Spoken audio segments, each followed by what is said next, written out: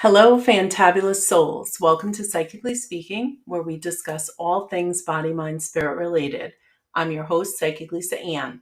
As a professional psychic medium and healer, I have been assisting people for over 27 years, and I am very excited to have you join me on this journey called life as we share, learn, and grow together. So let's jump right in. Today's podcast is being dedicated to all of those souls who were lost on September 11th. To their families, to the firefighters, police officers, and all of the rescue people that were there on that day. Today, I would like to read to you a story from my No Phones in Heaven book. It's called September 11th, A Son's Message to His Dad. I don't think there's anyone out there who doesn't remember where they were on 9/11 of 2001. The day of the most terrible terrorist attack on the U.S. It was a day that has changed our lives forever. I live only 1 hour from New York City, and on the day of the attack, I had a boyfriend who was going to school in Manhattan and a sister who was overseas in Europe for work. I am thankful that I personally did not lose anyone in the tragedy. However, I indirectly knew of many people who lost loved ones. My heart goes out to all who lost someone on that terrible day. It was a week or so before Christmas when I received a frantic phone call from a client of mine. She informed me that a coworker of hers had lost a son in the 9/11 tragedy, and he, the coworker, was in a horrible space. She wanted to know if there was any way I could read for him as soon as possible, as his family and friends were very concerned about him. Of course, I agreed, and an appointment was set up. When the father called, I gave him my usual "don't give me any information" speech, and I explained how the process worked. I was able to instantly connect with his son, Chris, and he was very eager to talk to his father. Chris went on and on about many different things. Although the father was very skeptical, he was thrilled with the reading and did not understand how I could possibly know all of the things I was saying. I assured him I knew nothing, and I was simply repeating what Chris was telling me. The father was able to validate everything I was telling him, and as the reading continued, I could feel a sense of peace overcoming him. It was towards the end of the reading that Chris informed me that he had been trying very hard to communicate with his dad, but his dad was very stubborn and so devastated that it was hard for him to get through. He told me to tell his dad that he would continue trying and that he should pay attention to the messages he was sending. Chris was one determined spirit. He then told me that there was a baby coming down and he was very excited about it. The father immediately stopped me. He said that while everything else I had told him made perfect sense, this information did not. He assured me that there was absolutely no one around him that could possibly be announcing a pregnancy. I explained to him that it didn't necessarily need to be a family member and that he should just put the information in the back of his mind and that it would eventually make sense. A few weeks later, the father called me again to ask me if I thought the thing about the pregnancy could have been something to do with a miscarriage. While I do sometimes pick up on miscarriages, I assured the father that in this instance, that was not the case. In a miscarriage, I will see the baby floating up, and this baby was clearly coming down, which meant a birth. He thanked me for my time and told me that the reading had helped him to get through the holiday. A few weeks after that, I received another call from Chris's father. He sounded very excited. He told me that a woman his son worked with had called him to tell him about a dream she had about his son. He was very excited as he went on to tell me that everything in her dream matched exactly what I had told him weeks before. He couldn't believe it. He then took a deep breath and continued. "You are not going to believe this," he said. Right before the woman hung up, she told him again how terribly sorry she was for his loss. She said that she wanted to share some good news with him. "I just found out that I'm pregnant." The father was overwhelmed with joy. The one piece of information that he just could not understand from the first reading now all made sense. He was thrilled. I cried. He cried. I was so happy for him and was assured that now he would be able to get even more messages from his son. It's important to understand the way energy works. When we're alive, we vibrate at a certain level. When we die, we vibrate at a much higher level. Those of us, like me, who communicate with the dead, are able to lift our vibration, thus making it easier for those on the other side to communicate with us. This is done through meditation and quieting the mind. It's something that anyone can learn how to do. Unfortunately, when people are grieving the loss of a loved one, it lowers their vibration, making it very difficult for the person who has passed to communicate. In many cases, the grieving person mistakenly thinks that this lack of communication is because the person who passed is upset with them. They continue to become more and more depressed, which lowers their vibration even more, making it nearly impossible for the person who has passed to communicate with them. A vicious cycle begins.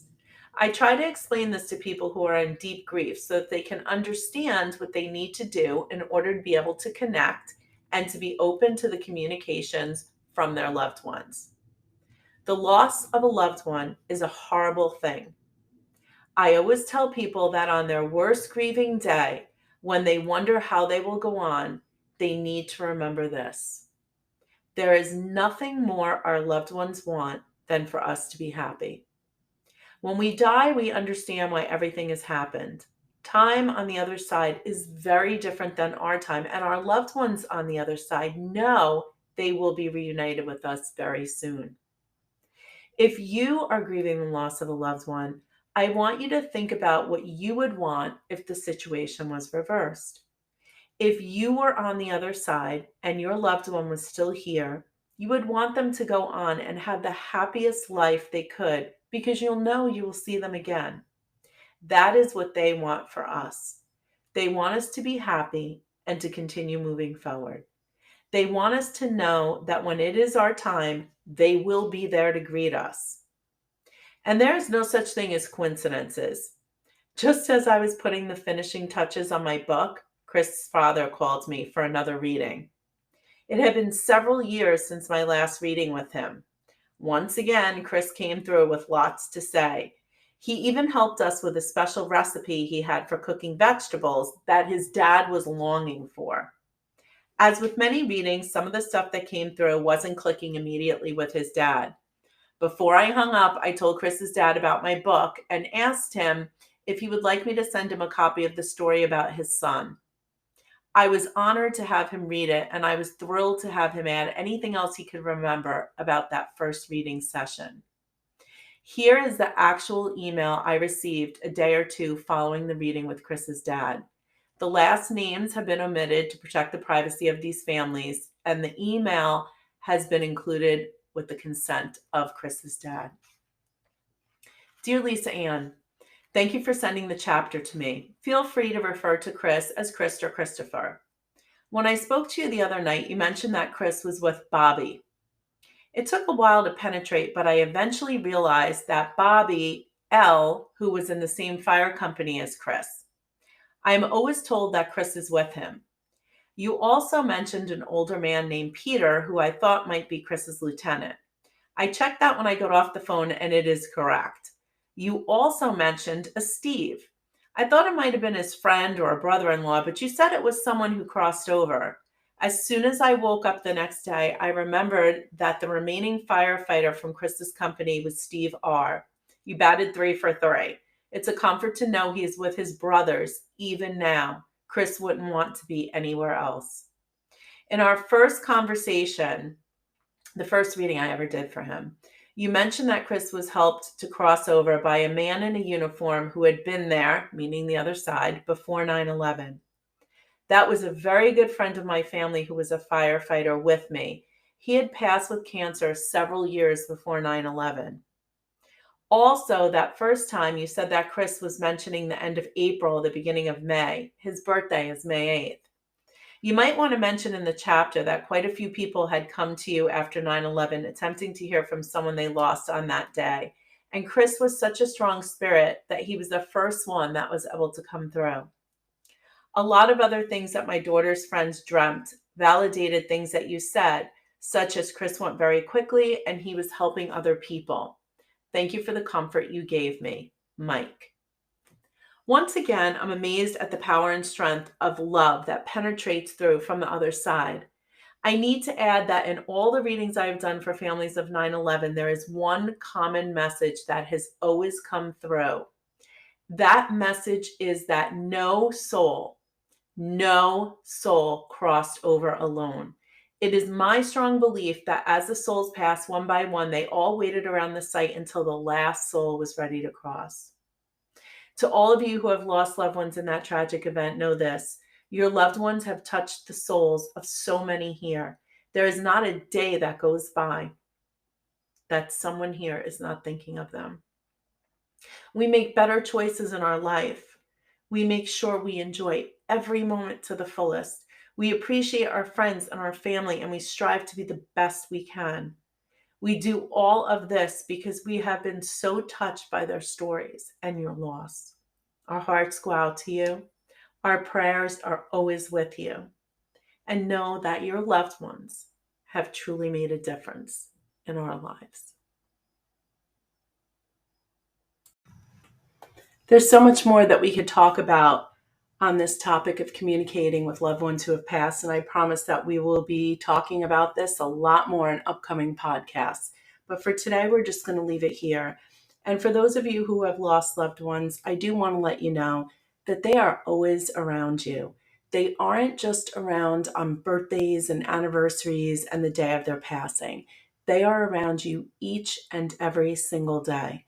They send messages through dreams. They send messages through symbols like birds and butterflies and dragonflies. And they also send messages through other people. So be aware, talk to them, let them know what you're thinking, and know that they can hear you. Thanks again for joining me. Be sure to share and subscribe to this podcast. And for more information on my work, you can visit spiritquestnc.com. And remember, life isn't always rainbows and butterflies. So each and every day, make the choice to be fantabulous.